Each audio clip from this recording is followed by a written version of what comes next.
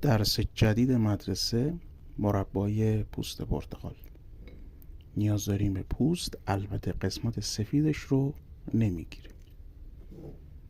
نازک خلالی میکنیم به این صورت و خوب میشوریم.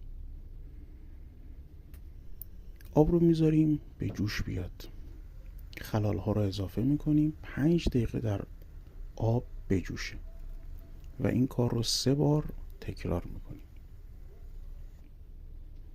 1 لیتر آب، 600 گرم شکر برای 500 گرم خلال جوشیده شده.